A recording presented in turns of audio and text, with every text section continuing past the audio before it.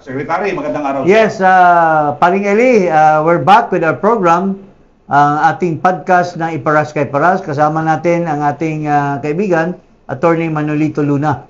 At mga kababayan, magandang hapon muli sa inyo lahat. At tumitindi at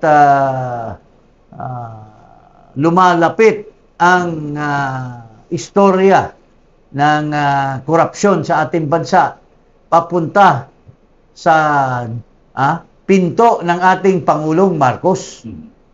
Itong sinasabi ng Baby M, si Bangag, si Makoy Jr., whatever you name him, it would not matter because ito na naman, nagsalita na naman si Ginoong Saldico at this time, talagang sapul na si Romualdez at saka si Marcos. Detalyado na. Detalyado at kasama na rin yung yung anak ni Marcos na matagal nang sinasabi ni Governor Chavit na nagkalap ng karami-raming project doon sa Ilocos Norte. So we are talking of Congressman ang Marcos. ating Sandro. ang pangalan ay Sandro, pero yung mga ibang mga kababayan natin ay tawag nila Charis Pimpenko.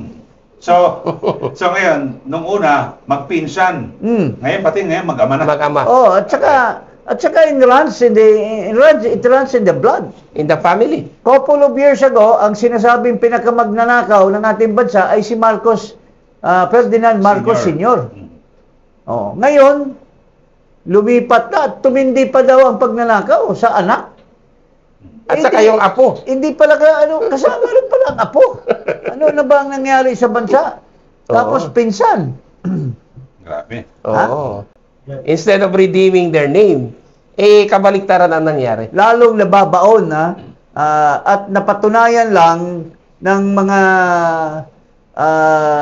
ating mga kababayan noong pa na ang pamilya ni Marcos ay talagang in the business of stealing money from the government. Ito, basahin ko lang yung quote ko lang si Congressman Kiko Barsaga. Sabi niya, like grandfather, like father, like son, it is the destiny of a Marcos to steal from the Filipino people. Sabi ni Congressman. Galing sa isang batang-batang congressman. Gen Z. Ang pinaparinggan niya, yung batang-bata namang magnanakaw na. Di umano dyan sa Kongreso. Ang apo ni Diktador, Makoy Jr. At saka Makoy Sr. Ang posisyon niya dyan, Sec Jing, ay hindi basta-basta. He is the majority floor leader.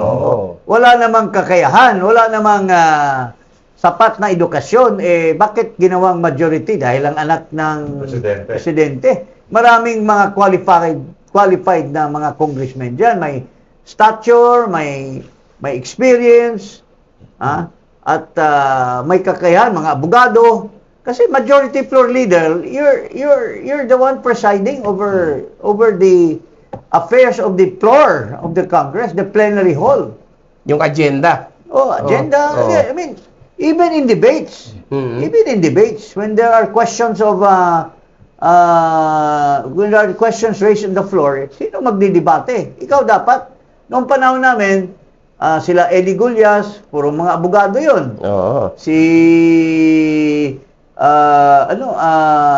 Gibo Chidoro, abogado yun. Maayos yun noon. Ewan ko, baka nadapuan din ng langaw sa utak Ito si Gibo Anyway, ito po. Panoorin natin. Hindi na natin mapagkasinungalingan itong sinasabi ni Saldico. Ito detalyado na pahayag ni dating Congressman Saldico. Magandang araw po sa inyong lahat. Bago ko ipagpatuloy ang aking paliwanag, nais ko munang magpasalamat sa inyo. Maraming salamat sa inyong bukas na isipan, sa inyong pasensya, at sa pagtanggap ninyo sa mga impormasyong aking ibinabahagi. Alam kong hindi madali ang mga paksang ito. Mabibigat at mahirap tanggapin. Hindi po ako makauwi dahil malaki ang banta sa buhay ko. Ngayon naman ay meron kaming natanggap na balita. Papalabasin ng administrasyon na ako ay isang terorista sa loob at labas ng Pilipinas. Para mailibing ako kasama ang katotohanan kahit saan man ako pumunta. Pero mahalagang malaman ng taong bayan ang katotohanan. Muli, taos-puso akong nagpapasalamat sa inyong pakikinig. Una po sa lahat, sinasabi ng ICI at ni Henry Alcantara na 21 billion pesos daw ang napunta sa akin. Hindi po totoo yun.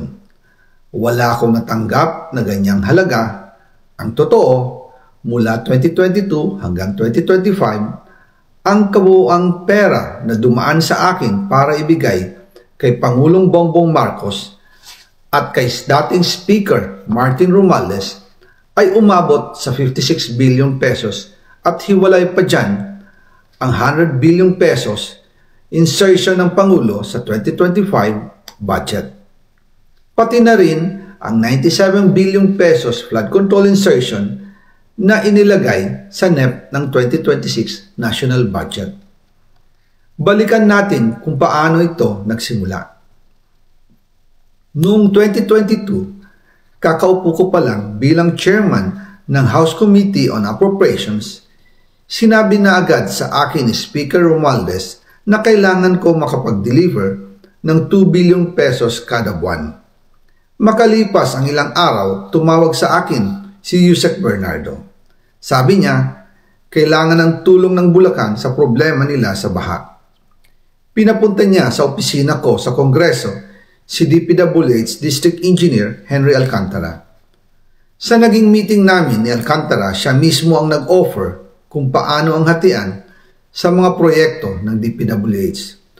22% para kay Speaker Romualdez, 2% para kay Yusek Bernardo at 1% para sa kanya.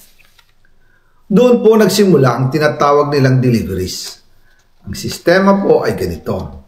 Ang mga tao ni Henry Alcantara ay nakikipag-ugnayan sa mga tao ko na sina Paul Estrada at Mark Tiksay. Sila ang tumatanggap na pera mula sa mga tao ni Alcantara. Minsan sa bahay ko sa Valle Verde, minsan naman sa BGC parking. Pagkatapos nilang makuha ang pera, sila Mark at Paul naman ang nag-aayos o nakikipag-coordinate sa tauhan ni Speaker Martin Romualdez na si Jocelyn Sereño para sa pagdi-deliver ng male-maletang pera patungo sa bahay ni Speaker.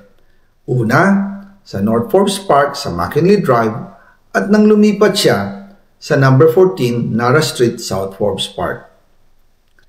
Gusto ko pong linawin, hindi ako nakikialam sa mismong proseso ng paghatid. Dumaan lang po sa akin ang pera na agad dinideliver kay Speaker Romualdez. Ako lang po ang nagko-confirm sa text kay Speaker kapag nadala na ang pera sa bahay niya. At lahat ng ito, mula sa unang utos noong 2022 hanggang sa huling delivery noong 2025. Umabot sa mahigit 55 billion pesos plus ang naihatid sa bahay ni dating Speaker Martin Romualdez. Madalas hindi nabubuo ang hinihinging 2 billion pesos bawat buwan ni Speaker, kaya iyan ang final total. Ang sinabi mismo ni Speaker Martin sa akin na hati sila ni Pangulong Marcos sa perang yon. Ang listahan ng mga deliveries na ito, kung kailan, magkano, at saan dinala, ilalabas ko po kasabay ng video na ito. Noong November 2024, habang nasa proseso kami ng pagtatalakay ng budget, nakipag-meeting sa amin ni Speaker Martin si Yusek Jojo Cadiz. Sabi niya, masama raw ang loob ni Pangulong Marcos, wala raw siyang natatanggap na remittance. At dahil laging napapagalitan si Speaker Martin ng Pangulo mula September hanggang November, inutusan niya ako na mag-deliver ng 1 billion pesos para kay BBM. Ayon pa kay Yusek Jojo, nang ipaalam niya ito sa Pangulo, ang utos sa kanya ng Pangulo ay mag-ingat at siguraduhin si Yusek Jojo lang ang maghahatid. Ang instruction po sa akin ni dating Speaker Martin Romualdez ay dalhin sa number 30 Tamarind Street, South Forbes Park at ibigay kay Yusek Jojo Cadiz dahil ito raw ang drop-off point na malapit sa bahay ng Pangulo. Sinabi rin po sa akin ni Speaker Martin Romualdez na si PBBM ang nag-utos sa kanya na bilhin ang bahay sa number 30 Tamarind Street para gamitin bilang bagsakan at imbakan ng pera mula sa mga SOP, collection at deliveries na para sa Pangulo. Noong December 2, 2024, personal kong i-deliver ang 200 million kay Yusek Jojo Cadiz sa number 30 Tamarind Street, South Forbes Park. Ayon sa kanya, dadalhin daw niya ito sa bahay ng Pangulo sa number 41 Nara Street, South Forbes Park. Kasunod nito, noong December 5, 2024, muli akong nag-deliver ng 800 million sa parehong address at Yusek Jojo Cadiz pa rin ang tumanggap. Sabi niya, iyon naman ay dadalhin sa bagong bahay ng Pangulo sa South Forbes Park. Sa kabuuan, 1 billion pesos ang personal kong naihatid. Ako mismo ang nagbigay ng pera, kasama ang aking driver at mga tauhan. At lahat ito ay base sa direktang utos ni Speaker Martin Romualdez. At dyan po nabuo ang kabuuang halagang 56 billion na ipinadala mula 2022 hanggang 2025. Pero kahit na na-deliver na ang 1 billion pesos para kay Pangulong Marcos at kahit na naisama na rin sa 2025 budget ang 100 billion pesos insertion sa pamamagitan ng BICAM Committee, ayon mismo sa utos ng Pangulo, nagagalit pa rin daw si BBM. Actually, mga kababayan, on one occasion, nakakausap ko si Ginoong Saldico doon sa lobby ng Shangri-La BGC. This was sometime in early 2024 at parang nabanggit niya na hindi na siya magtatagal as Appropriations Committee. Kasi nga may mga sinisiraan daw siya sa Malacanang na ano daw, hindi nga daw, mas malaki pa daw ang kinuha niya kaysa dinideliver doon sa Malacanang. And true enough, I think a few months thereafter, he was removed. And no other than the son of McCoy Jr., itong si Charis Pimpenko, look-alike, itong si Sandro Marcos, yun ang nag-move na bakantehin ang posisyon ni Saldi. So, may katotohanan yung sinasabi niya. Pero, that's neither here nor there because who am I? Kaibigan lang ako ni Saldi at, incidental lang yung pagkita namin. Pero, ang katotohanan ay itong mga sinasabi niya ngayon, paring Eli, na very detailed.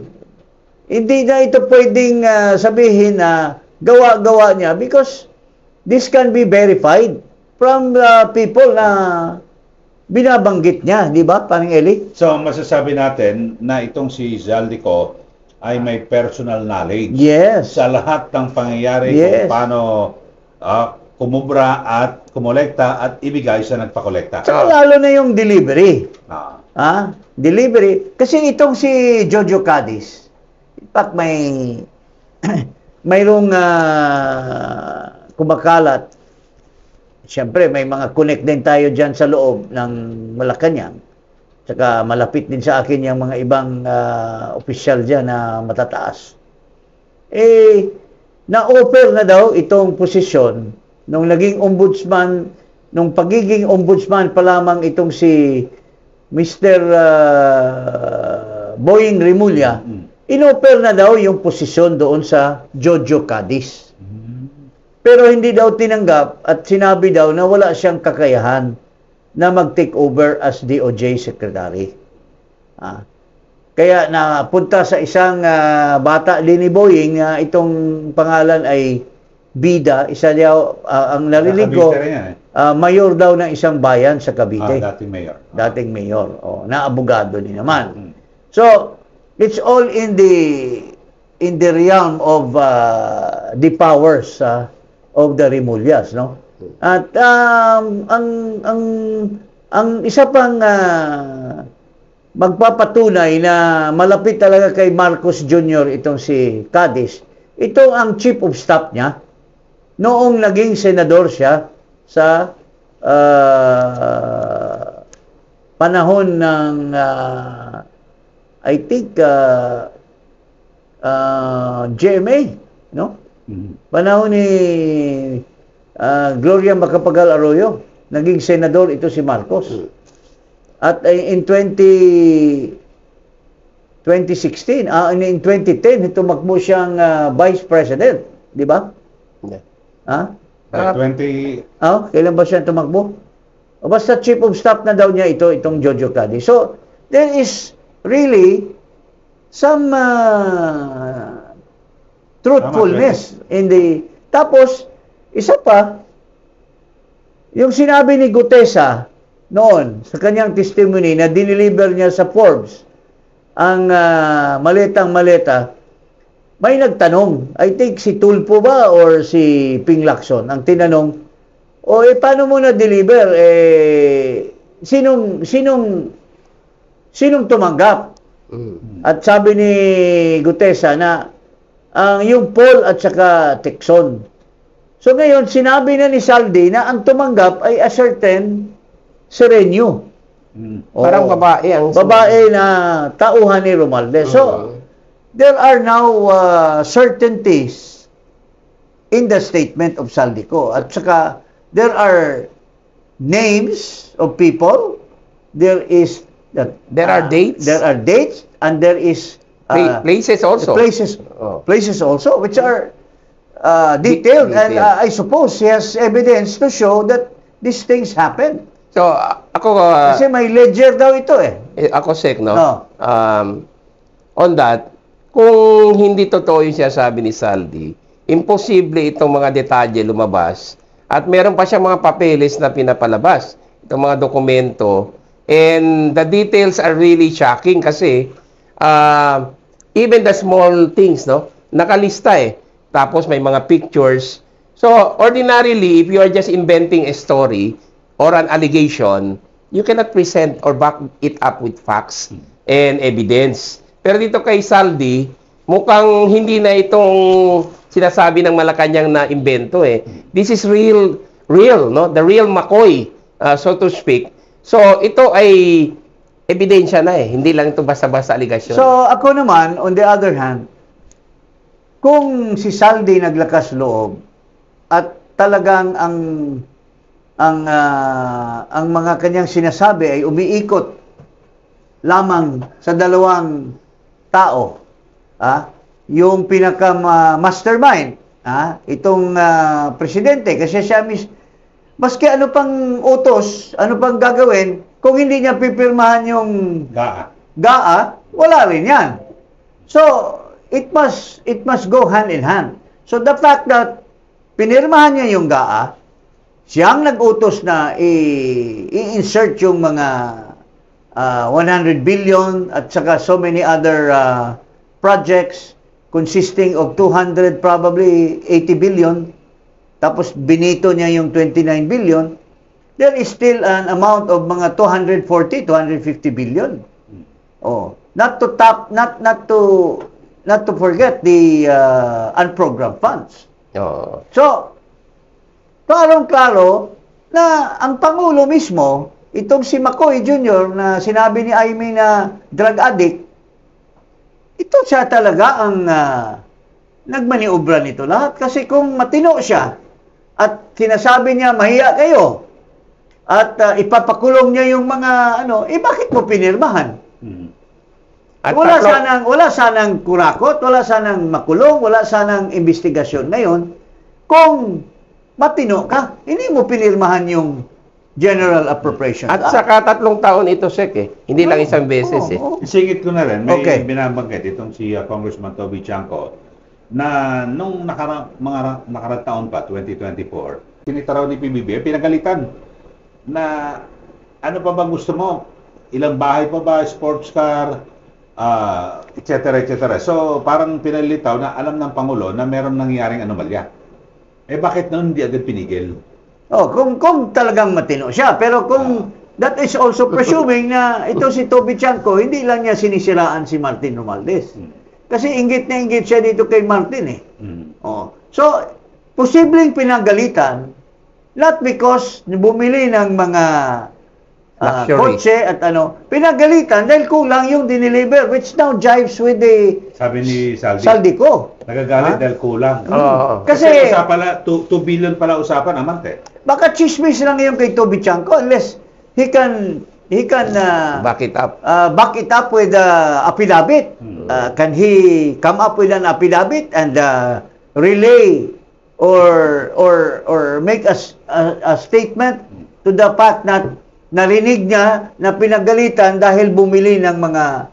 Pero kung pinagalitan dahil kulang ang delivery ni Martin at ni Saldi sa kanya, it now jives with the testimony of Saldico. It lends credence. It lends credence Oo. na talagang magnanakaw, di umano, ito si Marcos Jr. Okay. Mula sa tatay, punta tayo sa anak. So, panoorin natin. okay. Ito naman, it runs in the blood. Na talagang they are destined to be the, sabi nga ng Guinness Book of Record, pinakamagnanakaw Na pamilya. na pamilya. Si Marcos Jr., Guinness Book of Record, some time ago, after he was driven away from the country. Naglabas ang So ito, pakita natin. Hindi lang po ang Pangulo ang may insertion sa budget. Pati po si Congressman Sandro Marcos, meron din pong pinapasok taon-taon. Noong 2023, may 9.636 billion pesos.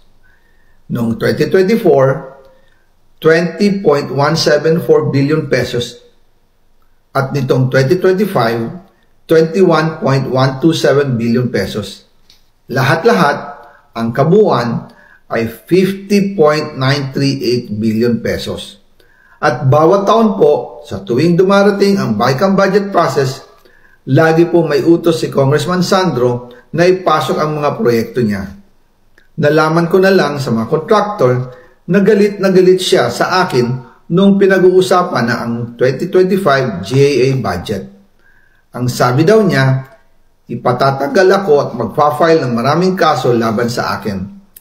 Kasi kulang ng 8 billion pesos yung insertion na gusto niyang ipasok. Ang dahilan daw, may mga contractor na nakapag-advance na sa kanya at dahil hindi na ipasok ang buong halaga, kailangan daw niyang magsauli sa mga yon. Para malinaw sa taong bayan, ilalabas ko po sa video na ito ang listahan ng mga proyekto na kasama sa mga insertions ni Congressman Sandro.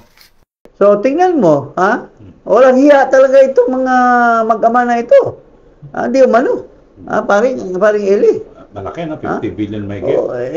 Kaya nga inaangkin yung mga artista eh. Kasi kung wala sigurong pera yan, walang sasagot dyan eh. Dahil sa mukhang Charis Pingpengko daw ang itsura nito eh. Saka meron siyang sinabi one time na iniidolo daw niya ang tatay niya. Saan kaya niya iniidolo ang tatay niya? Baka dyan sa... Insertion. Insertion. Pero ito, sabi ni Congressman Sandro Marcos, si Zaldico ay hindi po isang journalist o truth crusader. Siya po isang kriminal na umiiwas sa justisya. Huwag po tayo magpabudol sa kanya. Hindi ito revelasyon, ito ay destabilization. Can I comment on that? Yes, okay. Okay, si Zaldico is a plunderer, walang duda. He is guilty, walang duda. He should be in prison, walang duda yan. But he is a co-conspirator. Kaya alam niya, privy siya sa lahat ng ginawa nilang kabulustugan at krimen. Therefore, pwede siyang gamitin as a witness. In fact, nasa Rules of Evidence yan, Sec, na if you are a co-conspirator, although generally you are not to be used as a witness, but if an independent evidence can be shown by the co-conspirator, yung kanyang testimony becomes evidence against the other conspirators. Yung dalawang yon, si Romualdez at si Marcos Jr. And he has personal knowledge. Yes. Yun ang matindi. Ang nagkamada ng budget eh. At saka, alam mo, pwede nating malatag ito eh. Because right now, he is being investigated. Ang tanong nga natin ngayon, anong basis? Anong basis ng kaso na pinail ngayon kay Saldico? Anong charges against him? Ang charges is against him as owner and contractor. Yun ang kaso. So, in other words, posible na si Saldi, on the one hand, he is a delivery man. Yes. He delivers, inuutusan siya na siya lang ang magmaniobra para makakalap ng komisyon at ito ay tine-turn over. But at the same time, he also made money, siyempre. Kasi kontrolado niya ang insertions. Yes, kasi apro siya eh. That does not bar him from inserting funds that will go to SunWest. Sa kanyang kumpanya. Highton at many others. And many others. Kasi doon pa lang ilang bilyon din yung Highton, SunWest, doon pa lang kikita na siya ng todo-todo. So kung ano man kinikita nila Martin at ni Marcos doon sa kanyang maniobra na siya yung tagatanggap galing kay Alcantara, galing sa mga ibang kontraktor na yung doon sa 100 billion na in-insert, taga-deliver siya. Pero matalino din siya na in the sense na kung kumikita kayo dyan, mga magnanakaw na magpinsan, hindi naman ako maiwanan sa pansitan. Kikita din ako sa mga sa kumpanya ko, kikita din ako. Pero hindi niya ito magawa kung walang usapan. Kung walang usapan. So, pinapabayaan din siya mag-insert on his own. Walang sisira sa kanya. So, kinamada ito, Sek. Kinamada lahat yan. Pati yung sa kay Cheris Pimpinko na mga pera. So, in short, sistematiko ito. Yes. It's really a conspiracy, a grand conspiracy for these people to rob our taxpayers, our people, helpless people of their money. Hard-earned money. Hard-earned money. Okay, dahil dyan ay sumagot itong si Marcos Jr. Dahil sa panibagong revelasyon ni Saldico. Ito, pakinggan ho natin at hihimayin natin. Okay. Do not want to dignify statements from former You do not want to dignify statements from former Ako Bicol Party List Representative Zaldico, but he came out with a recent video claiming that you receive over 50 billion, if I'm correct, in kickbacks. We know that you don't want to respond to this anymore, but the public begs for your answer. How do you actually convince the public that in this battle of he said versus you said, how do you convince the public that you are the more credible side of this story, and how do you respond to his allegations directly? Well, look at the quality of the statements. Alam mo, mahaba nang naging mga usapan natin tungkol sa fake news. Anyone can go online and make all kinds of claims and say all kinds of things. Paulit-ulit. But it means nothing. For it to mean something, umuwi siya rito. Harapin niya yung mga kaso niya. Kung meron siyang gusto sabihin niya. Malalaman naman ng tao yan eh. Patunayan. But come home. Come home. Ba't ka nagtatago sa malayo? Ako, hindi ako nagtatago eh. Kung meron kang akusasyon sa akin, nandito ako. Ikaw pa rin, Eli mo na. Anong masasabi mo dyan? Pero yung masyadong defensive eh. Pero yung sinasabi niyang pinapauwi, hindi uwi yun. Ako, ang pananaw ko dyan, dapat hulihin nila kung talagang determinado ang Pangulo at administrasyon na wala siyang kinalaman at pinagbibintangan lang siya. Lahat ng embassy, lahat ng mga Pilipino, bigyan mo ng kopya ng ang tawag doon, yung notice na wanted siya. Ito, pag nakita niya, yung talagang pwede mapauwihan kung gugustuhin. Diba? Lahat ipaalam sa lahat ng mga kababayan natin. Pero nung umpisa, there was no sense of urgency na hulihin siya. Nung nagsalita na siya laban sa dalawang conspirators, doon na sila nataranta. So, you see, iba yung galaw nila ngayon yung reaction nila against Saldico. Saka hindi sapat yan, Mr. President, that you say na yung quality ng kanyang mga videos ay this and that, etc. Sagutin mo yung detalyado niyang aligasyon. Oo. Hindi sa quality, sa substance. Oo. Kung hindi ka bobo, walang quality doon. It's the substance ng sinasabi niya. Unang-una, nag-deliver siya doon sa pinaka malapit mong empleyado, yung Jojo Cadiz. Sagutin mo kung totoo ba o hindi. Nagsalita na ba si Cadiz? Dinidinay ba ni Cadiz? It's the word of Cadiz versus Saldico. Correct. And it's now the word of Cadiz that he will deny na tinanggap mo yung pera sa kanya. Pangalawa, yung sinasabi mong umuwi siya. Paano uuwi? Pinatreten mo kay Martin Romualdez na papatayin ninyo siya. I will shoot you, sabi ni Martin Romualdez. Tapos, don't come home. Ka munang umuwi. Dahil it's very dangerous. Baka masalvage ka or mapatay ka. At saka sabi ni Martin, that's according to the president. Di ba? Yeah. So, dinadrama mo ang taong bayan, Marcos Jr. Niloloko mo ang taong bayan sa pananalita mo, parang ano ka sala sa lamig, sala sa init ano ba tawag niyan? Balimbingan yung sinasabi mo. On the one hand, it's you are creating fear. And siguro nung una akala mo uubra yung pananakot mo na huwag umuwi. Ngayon na sinabi niya yung totoo tungkol sa iyo, gusto mo na kaagad na umuwi at hinahamon mo siya na umuwi. Tapos sinabi pa niya para patas. Paano maging patas? Ikaw nakaupo ka dyan. You're a very powerful man. And then merong alleged threat na sinabi ni Romualdez kay Saldico na allegedly galing sa iyo. Paano maging patas yan? At saka, alam mo, noong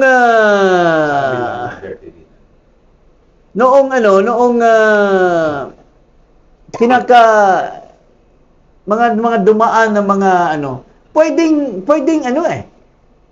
mag-zoom testimony doon sa house, nag-testify yung si Asierto sa video. Diyan sa Senate, mayroon na ring incidents na nag-testify ang isang fugitive or na inalaw sa Senate. So, Marcos, dahil tinreten mo ito, it's unfair. Hindi patas yan. Tinreten nyo, tapos pauwiin mo porque may sinasabi. So, hamon ng taong bayan, hamon ko, hamon ni Paring Eli, para patas, patestipayin mo si Saldico through a Zoom video. Video conferencing. And let him take his oath sa consulate. Sa consulate, pwede. Hindi, kahit na hindi sa consulate. Hindi sa consulate. Magsabi lang siya. Mag-sure lang siya. Baka i-arresto siya doon. Online din. Naka-online din na tataas ang kamay niya. Lahat ng mga sinasabi niya sa part 1, part 2, part 3, iulitin niya. Under oath. And under a Zoom meeting, you can post your query, your interpellation, or your questions to him. Tapos, bakit hindi natin magawa yan? Tapos may access tayo in full public. Full public. Pwede yan. Kasi that can be done kung hindi mo binibigilan ang mga bata-bata mo sa Senado. Kasi may report sa Senado na naka-ready na siyang yan mag-zoom. Pero nung nalaman na yun ibang sasabihin, hindi to. Sabihan mo yung bata-bata mo si Ping Lacson. na naging kuha na. Ano ngayon ang depensa ni Ping Lacson na itong tungkol kay Jojo Cadiz? Wala na siyang matatanong ngayon kay Bernardo kasi sinasabi na yung 56 billion. Sinasabi na yung mga 1 billion, 200 million at saka 800. Oh, sinong tatanungin mo ngayon yan? Si Bernardo uli. At sabihin mo na hindi ka naniniwala na tumatanggap si Marcos? Anong... Saka limitado yung kay Bernardo. It's only one aspect. Tatlong aspeto na ito ngayon. Tatlo na Yung kay Bernardo, posibleng totoo yun, but it does not pertain to the 100 billion. Because there are so many billions involved. Kasi ito, 2 billion a month ang toka Ang toka. So, doon sa 100 billion, totoo yung 25 billion. Di mo ano. Doon naman sa other 150 billion, posible na doon din doon din yung transaction nila ni Alcantara. Saka, for the information of the public, itong mga video conferencing na ito, allowed na ito ngayon sa rules of court. So, evidence yan at saka admissible. So, pwede na para malaman natin ang katotohanan. Pero kung hindi niyo yung papayagan, yung mga trolls kasi ni Marcos, binabaliktad nila nung kampanya siya, inamin niya na hindi siya makakuha ng boylo sa mga mainstream media. Sabi niya, we have to create trolls. Oh, ikaw mismo umamin na may trolls ka. So itong mga trolls mo ngayon, alam mo, klarong-klaro, may isa dito, yung kalbo. He's an obscure person. Why is he being interviewed by so many stations? Because ginagastusan niya ng PR. Pinagtatawanan lang yan nung naging criminal yan, nagiging gun runner, pinagtatawanan yan. So why is he so suddenly famous and being interviewed? Pero hanggang ngayon, pinagtatawanan pa rin yan. Sa mukha. Only, not even a mother can love this guy. So why are people like this being interviewed? Itong mga political analysts daw. Sabihin mo ang pangalan, Sex. Sino ba ito? But when in fact, they are just political propagandists. They are paid by your PCO. Itong si Llamas, Itong kalbo na ito, si Llamas, no? What? Tapos tumira pa sa Is he your boyfriend? What? Sabi nung babae, what? Ano ko naman maging boyfriend yan? Even his mother cannot love him. Ako pa. Tapos, sabi ni Hontiveros. Tapos ano-anong pinagsasabing basura itong taong ito, may kaso pala ito dati. Na, ewan kung paano niya na-settle yan. Yung kasong yan ng gun running. At saka, namimili ng fake na video, which is pirating video. Napaka small fry. Tapos ngayon, interview, political analyst daw. You are a political propagandist, partner. Okay. So, tabayanan, iba pa nating episode at marami pa tayo ng issue na pag-uusapan. Meron pang isang mamaya, pag-uusapan natin. Yun. Mamaya sa other episode. So, huwag kalimutan mag-subscribe dito sa Iparas kay Paras at i-click ang notification bell. Maraming salamat sa ating lahat.